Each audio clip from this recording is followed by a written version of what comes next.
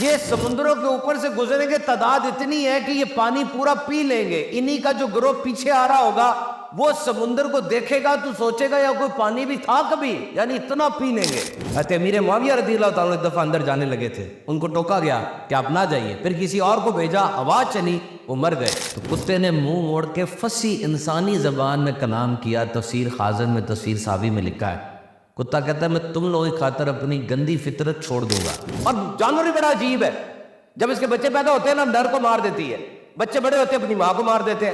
کہ جب انہوں نے ہجرت کی، اس سے ظاہر ہوتا ہے کہ اپنے ایمان کو بچانے کے لیے گھر چھوڑنا پڑے تو چھوڑ دینا چاہیے. کہتا اگر مجھے پتہ ہوتا کہ یہ گھر میں اپنے لیے بنا رہا ہوں تو میں تو بہترین بناتا، چاہے ساری زندگی کا بہترین گھر بناتا، لیکن اب وقت گزر چکا. کسی نے لکھا اپنی کتاب میں کہ تاریخ دان کے پنجوں سے بچنا بڑا مشکل ہے. جنہوں نے اپنی کتاب میں لکھا کہ the nation or the culture who's not in contact with the history has no roots.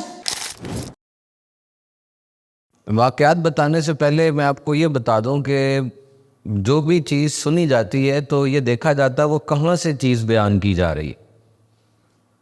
یعنی اب میں بیان کروں گا تو آپ کا لیول آف ایکسیپٹیبلٹی کیا ہے، آپ کیا سوچ رہے ہیں.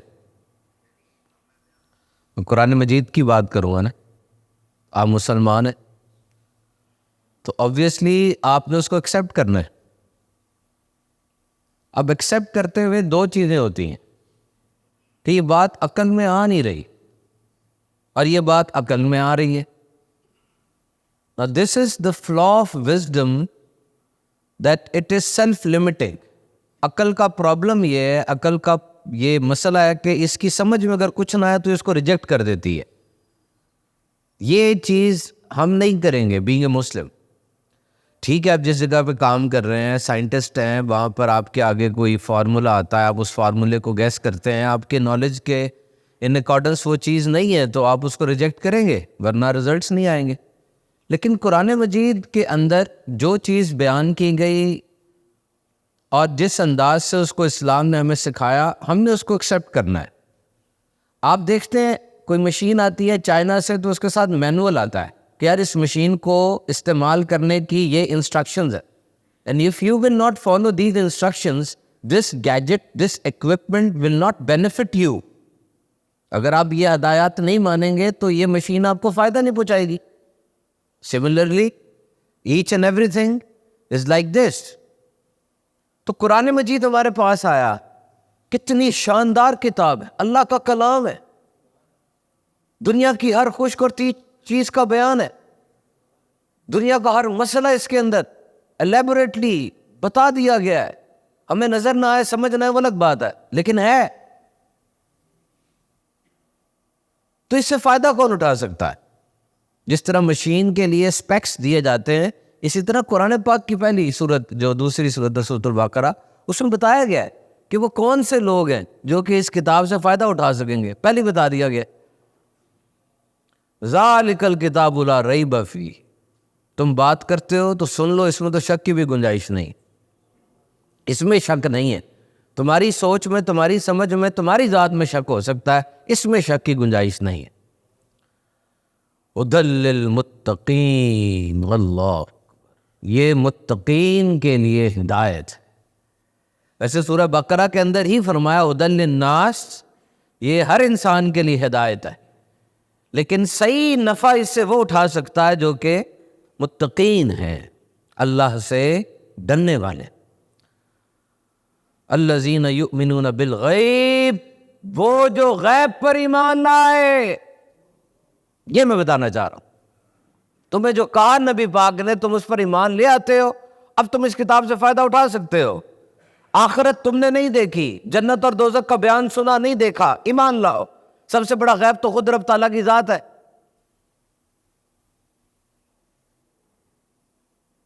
گناہ اور ثواب یہ بھی نظر تو نہیں نہ آتے، نظر تو نہیں نہ آتے. اس نیکی کا آپ کو 10 ثواب مل گیا، کہاں 10 نظر آتا ہے؟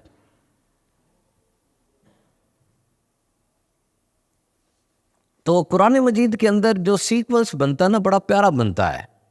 قرآن مجید کے اندر جو سیکوینس بنتا ہے چیزوں کا، واقعات ہیں، احکامات ہیں، اور ایسی ایسی چیزیں ہیں جو انسان کو حیران کر دیتی ہیں، اور جب انسان واقعی دل سے ان کو پڑھتا اور سنتا ہے نا، ایک لگن کے ساتھ، اٹینٹیو ہو کے، فوکس کے ساتھ، ایمان کی تازگی کے ساتھ، تو بڑا کچھ سیکھتا ہے۔ جس کا دل کھل جائے، وَيُقِيمُونَ الصَّلَاةَ، وہ جو نماز قائم کرتے ہیں، مِمَّا رَزَقْنَاهُمْ يُنْفِقُونَ، اور ہمارے دیے ہوئے رزق میں سے کچھ ہماری راہ میں خرچ کرتے ہیں، وَالَّذِينَ يُؤْمِنُونَ بِمَا أُنزِلَ إِلَيْكَ وَمَا أُنزِلَ مِن قَبْلِكَ، اور جو ایمان لاتے ہیں اس پر جو تمہاری طرف نازل ہوا اور جو تم سے پہلے نازل کیا، اور آخرت پر ایمان رکھتے ہیں۔ یہ نشانیاں ہیں۔ تو پھر سمجھ لیں یہ پوری کتاب آگے کنٹینیو 30ویں پارے والناس تک آپ کو فائدہ دے گی۔ حماد، تو یہ جو آج بھی ہم واقعہ بیان کریں گے، اس پہ واقعات جو بیان کریں گے، اس پہ بھی ایمان کی تازگی بڑی ضروری ہے۔ دیکھیں، سیکھنے کے دو طریقے ہوتے ہیں، ریڈنگ اینڈ لسننگ۔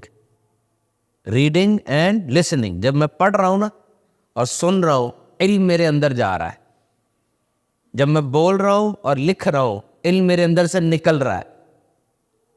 سمجھ گئے بات؟ علم سیکھنے کے دو طریقے، ریڈنگ میں کتاب سے پڑھ رہا ہوں، اور لسننگ آپ مجھے سن رہے ہیں۔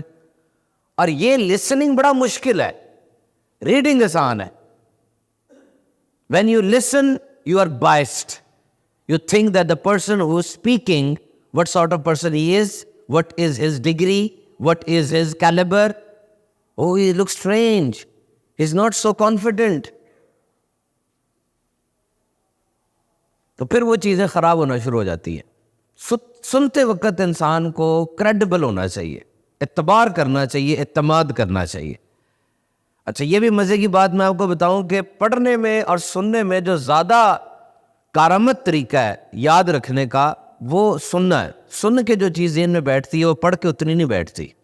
وہ ہوتا ہے نا، بولنے والے کا انداز بھی ہے، الفاظ بھی ہیں، اور عام طور پہ جو بول رہا ہوتا ہے اس کا تجربہ بھی ہوتا ہے، تو وہ پھر چیز اثر زیادہ کرتی ہے۔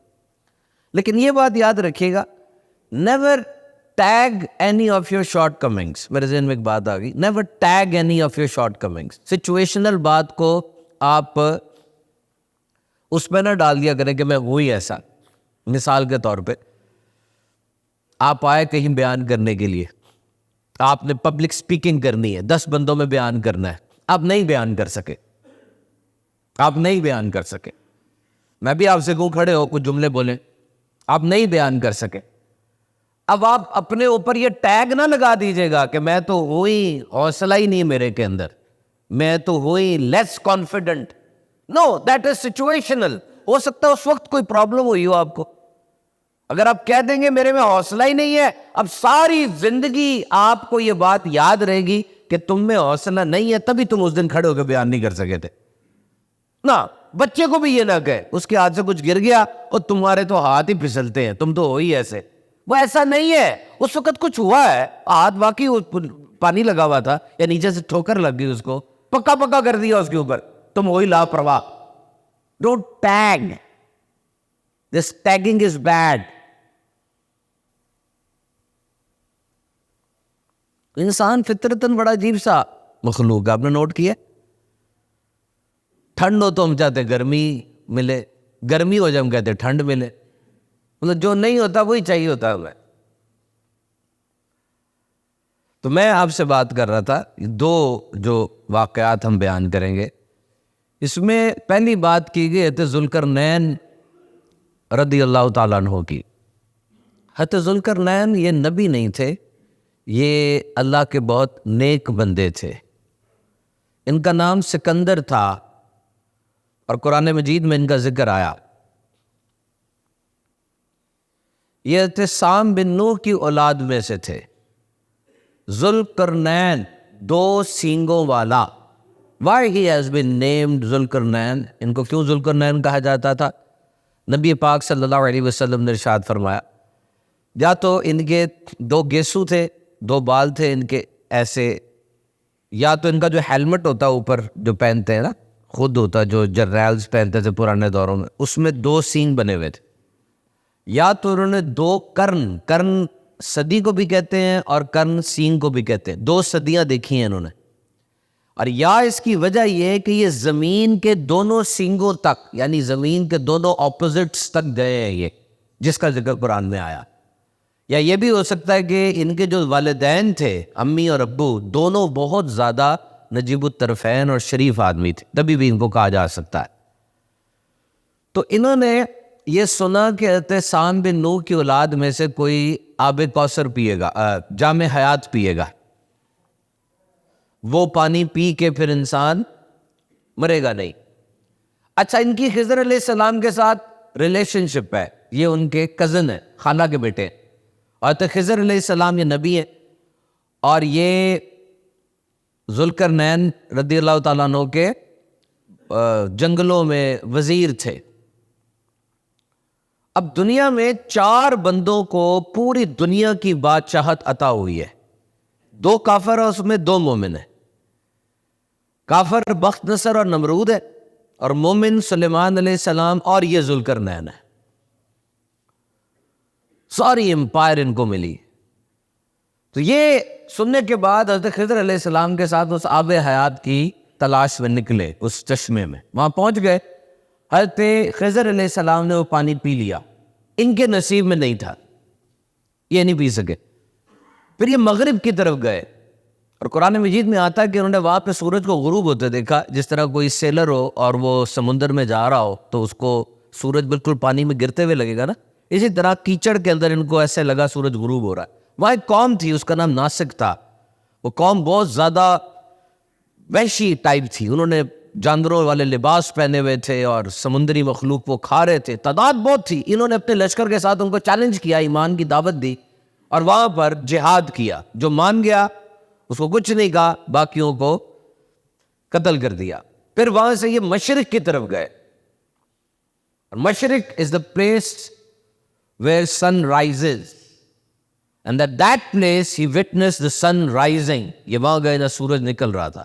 اور کہتے ہیں وہاں جو مخلوق تھی نا، وہ سورج نکلتے وقت گھس جاتے تھے کوہ میں اور غاروں کے اندر، اور جب سورج نکل آتا پھر نکل کے اپنی روزی روٹی تلاش کرتے تھے. ان کے ساتھ بھی جنگ ہوئی اور ان کو بھی وہی کام کیا. پھر یہ اس کے بعد اور طرف نکل گئے. وہاں کہتے ہیں کہ 2 پہاڑ تھے،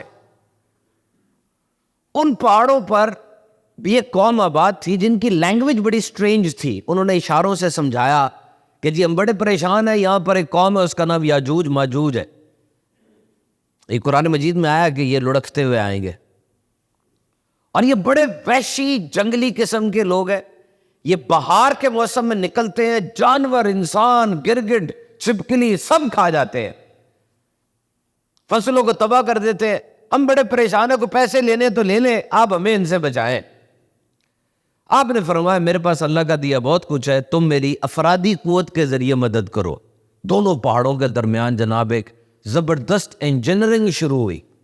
اور یہاں پہ جو قرآن مجید کے اندر آیات ہے نا، وہ میٹلرجیکل انجینئرنگ سے ریلیٹ کرتی ہیں. میرا بیان ہوا تھا یو ٹی کے میٹلرجیکل ڈپارٹمنٹ میں، کوئز تھی ان کی، وہاں پر میں نے وہ ریلیٹ کی تھی. تانبے کا ذکر ہوا، لوہے کا ذکر ہوا، کوئلے کا ذکر ہوا، ان کو میلٹ کر کے ایک مکسچر بنانے کا ذکر ہوا، اس سے دیوار بنانے کا ذکر ہوا، اس کی اسٹرینتھ اور مضبوطی کا ذکر ہوا.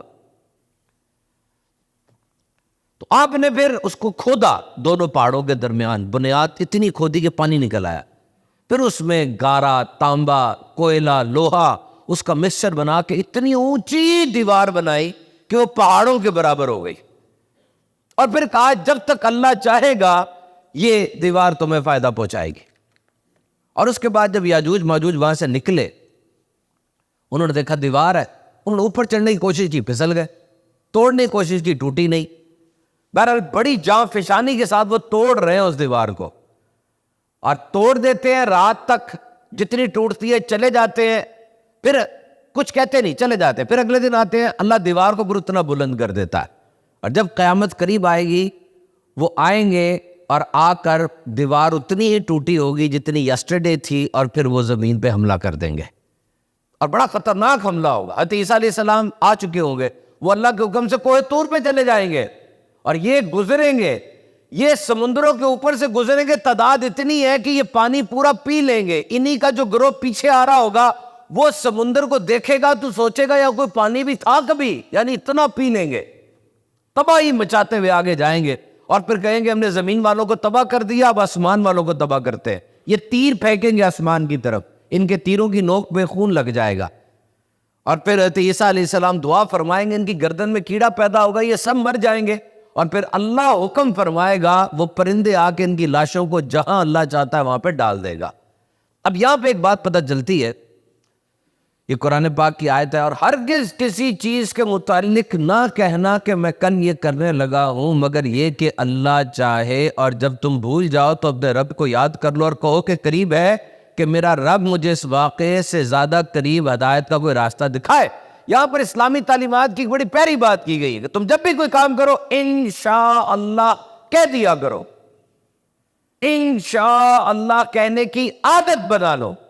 اور اسی صورت میں جب نبی پاک صلی اللہ علیہ وسلم سے پوچھا صحابہ نے کہ روح کے بارے میں، اصحاب کہف کے بارے میں اور ذوالقرنین کے بارے میں بتائیے، نبی پاک نے فرمایا میں بتاتا ہوں۔ آپ نے انشاءاللہ نہیں فرمایا تو کچھ دنوں تک وہی نہیں آئی، اور پھر یہ آیت نازل ہوئی۔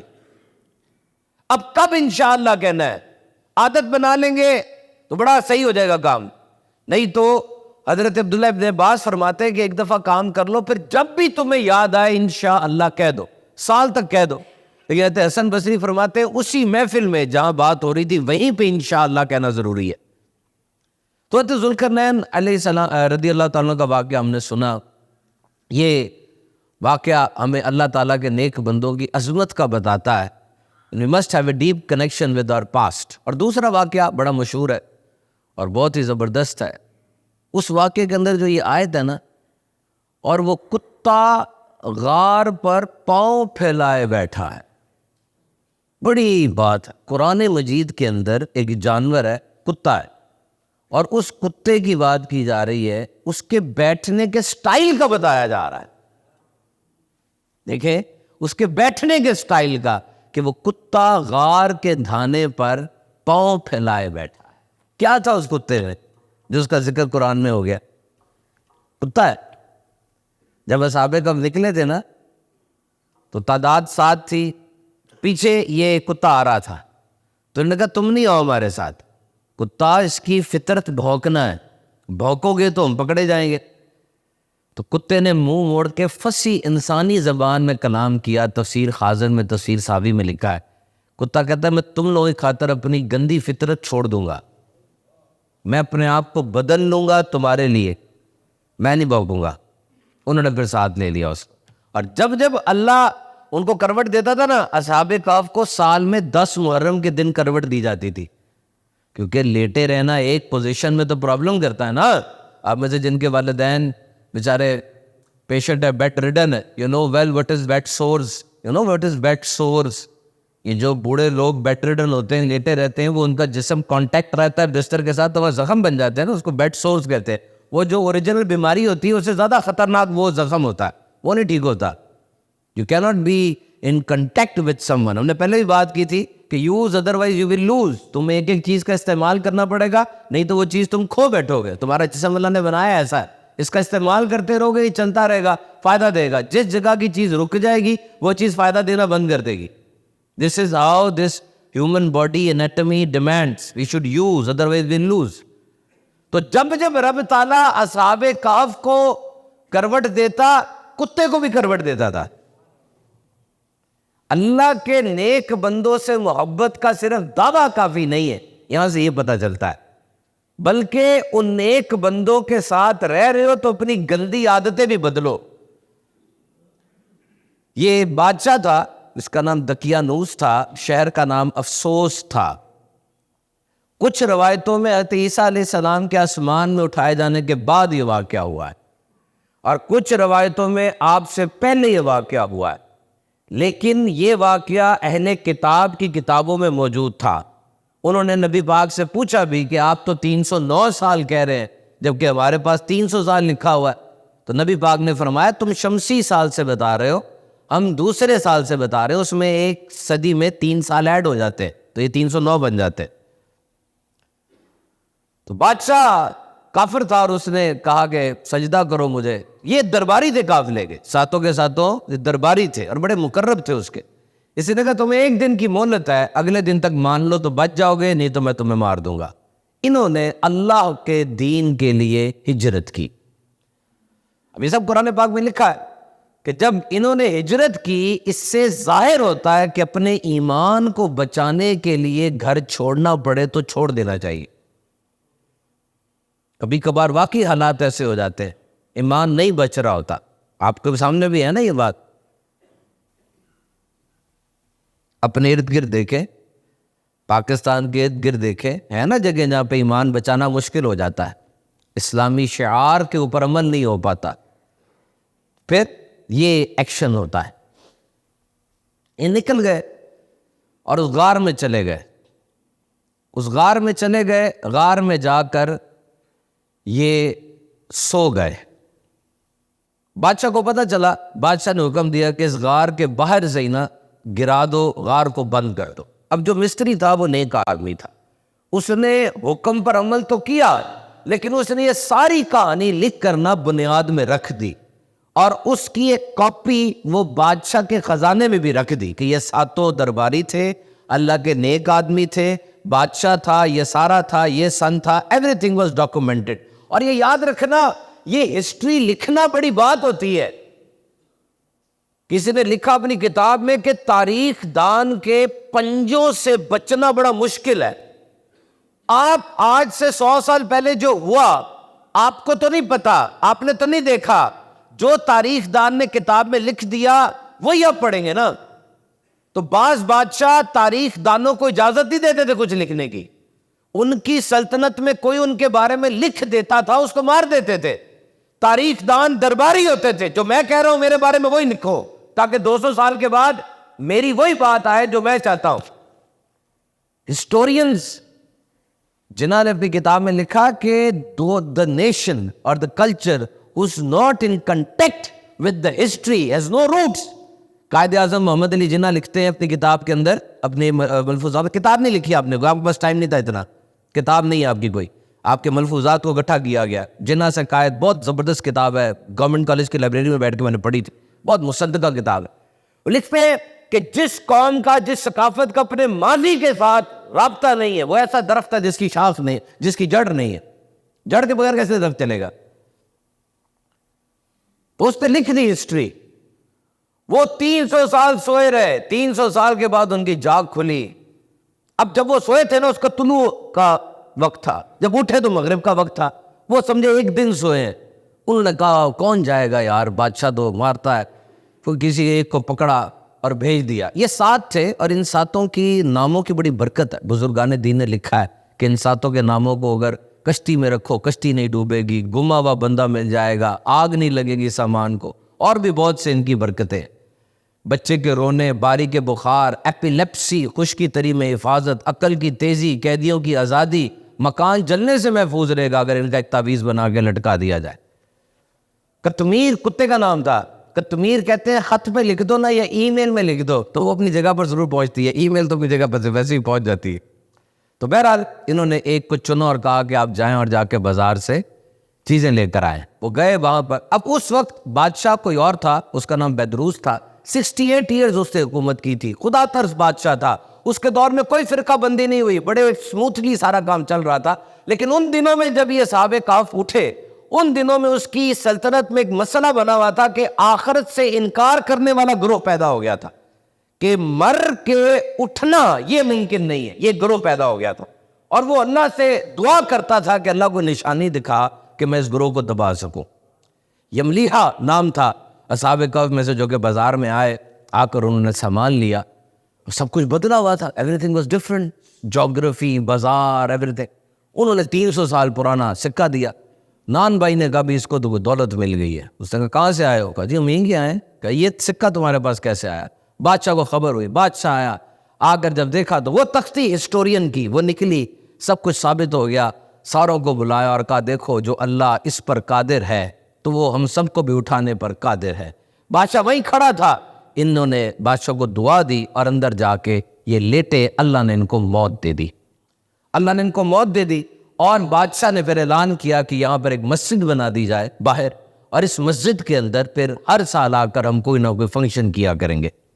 اچھا اندر جانے کی ممانعت رکھی. قرآن پاک میں آیا کہ اندر اس غار کے جانا ان کی ہیبت رکھ دی گئی. حضرت امیر معاویہ رضی اللہ تعالیٰ ایک دفعہ اندر جانے لگے تھے, ان کو ٹوکا گیا کہ آپ نہ جائیے, پھر کسی اور کو بھیجا, ہوا چلی, وہ مر گئے.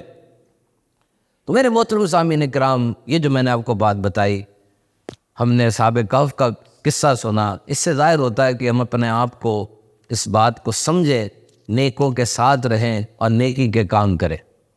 یاد رکھیں نفس اور شیطان کی مثال نہ ایک استاد اور شاگرد کی طرح سمجھے. غور سے سنیے گا, بڑی مزے کی بات ہے. استاد اور شاگرد کا مکالمہ. استاد شاگرد سے کہتا ہے کہ تم اپنے دوست سے ملنے جا رہے ہو اور دوست کے دروازے پہ کتا بیٹھا بھونک رہا ہے, تم کیا کرو گے؟ وہ کتا تمہیں دوست سے ملنے نہیں دے رہا, وہ کتا تمہیں دوست سے ملنے نہیں دے رہا. شاگرد کہتا ہے میں پتھر ماروں گا. کہا اگر نہ ہٹا ایک اور پتھر ماروں گا. کہا نہ ہٹا ایک اور پتھر ماروں گا. کہا پتھر میں لگے رہو گے, وقت ضائع کر رہے ہو نا, دوست سے ملنا ہے, وقت ضائع کر رہے ہو. کیوں نہ تم اس دوست کو آواز دے کے بلاؤ اور کوئی یار تمہارا کتا اس کو سنبھال لو. اس کہانی میں دوست اللہ تعالیٰ ہے, شاگرد آپ ہے, اور کتا نفس اور شیطان ہے. اللہ قادر مطلق ہے, اس کو پکارے اعوذ باللہ من الشیطان الرجیم. اور جب بھی اللہ کی طرف رجوع کرنے کا رجحان ہو, اللہ سے التجا کرے کہ نفس و شیطان کو پٹا ڈل جائے. اللہ سے ریکویسٹ کرے. قرآن پاک میں ہے اس کی مثال جس نے اللہ کے سوا مالک بنا لیا مکڑی کی طرح. اس نے جانے کو گھر بنایا, سب گھروں میں کمزور ترین گھر. مکڑی کا گھر بڑا کمزور ہوتا ہے. مکڑی بڑی قناعت پسند جانور ہے, یہ بڑی قناعت پسند جانور ہے. یہ جانا بنا لیتی, باہر نہیں جاتی. اس جانے میں حریص جانور یعنی مکھی اور مچھر, یہ مکھی اور مچھر یہ لالچی جانور ہے, وہ پھنستے ہیں وہاں سے ان کو کھا لیتی ہے. خود بڑی قناعت پسند ہے, لیکن اس کا گھر بڑا عجیب سا ہے, کمزور ترین ہے, نہ گرمی نہ سردی سے بچا سکتا ہے, ہلکی سی ہوا چلے ٹوٹ جاتا ہے. اور جانور بھی بڑا عجیب ہے, جب اس کے بچے پیدا ہوتے ہیں نا نر کو مار دیتی ہے, بچے بڑے ہوتے ہیں اپنی ماں کو مار دیتے ہیں. تو فرمایا کمزور ترین گھر ہے, عجیب گھر ہے, کوئی نارمز نہیں ہے, کوئی کلچر نہیں ہے, کوئی رشتوں کا پاس نہیں ہے, کوئی ادب نہیں ہے, جس طرح آج باہر ہو رہا ہے. آدھے امریکی جب مریں گے نا ان کی وراثت کتوں کو اور بلیوں کو چلی جائے گی. گھر میں ماں باپ نہیں رہ سکتے, کیوں وہ ٹوکا ٹاکی کرتے ہیں نا, کتا رہ لے گا. کتا بولتا جو نہیں ہے, پالتو ہے. ذرا سی ہوا چلی, جب گھروں کے اندر رشتوں کا پاس نہیں ہوگا نا, تب مکڑی کے گھر کی طرح ذرا سی ہوا چلے گی گھر ٹوٹ جائے گا, گھر باقی نہیں رہے گا. رشتوں کا پاس رکھو. آخری بات کر کے ہم ختم کرتے ہیں, اس کے بعد شاید میچ سٹارٹ ہو جائے. مسجد میں سیس نہیں ہوگی, 28 فروری کو شاید مسجد اوپن ہو, پھر بہرحال پتہ کر لیجئے گا. آخری بات کر کے بیان ختم کرتے. ایک کارپینٹر تھا, بڑے ہی لکڑی کا کام کرنے والا, ریٹائر ہونے لگا. اس کا مالک کہتا ہے ادھر آنا, ایک آخری گھر بنا جاؤ مجھے. جا رہے ہو نا, ایک آخری گھر بنا جاؤ. آخری گھر, چلو ٹھیک ہے. اب اس نے بڑی میڈیوکر سی ایفرٹ کی, مزہ نہیں اس کو آ رہا تھا, رندہ بھی صحیح نہیں چلایا, گلائیاں بھی ٹھیک نہیں رکھی, کوئی اتنا زیادہ ماسٹر پیس کام نہیں کیا. آخری گھر ہے, بنا دیا. سر جی گھر بن گیا ہے. مالک آیا, اگر کہتا چابی دینا, یہ گھر میں نے تمہارے لیے بنایا تھا, یہ گھر تمہارے لیے تحفہ تھا جو تم نے ساری زندگی میرے پاس کام کیا. اس نے سر پکڑ لیا. کہتا اگر مجھے پتہ ہوتا کہ یہ گھر میں اپنے لیے بنا رہا ہوں تو میں تو بہترین بناتا, شاید ساری زندگی کا بہترین گھر بناتا, لیکن اب وقت گزر چکا تھا. کیا ہماری زندگی میں بھی ایسا نہیں ہوتا؟ ہم ساری زندگی جو دوسروں کا نقصان کرتے جا رہے ہیں, جال سازی, دھوکہ, ناجائز ملاوٹ, رشوت, سفارش, ہم سمجھتے دوسروں کا دھوکہ کر رہے ہیں, لیکن جب موت آتی ہے پتہ چلتا ہے ہم اپنا آپ ہی خراب کر رہے تھے. تو بھی زندگی ہے, گھر بچا لو, اپنا آپ سنوار لو. آمین بجاہ نبی.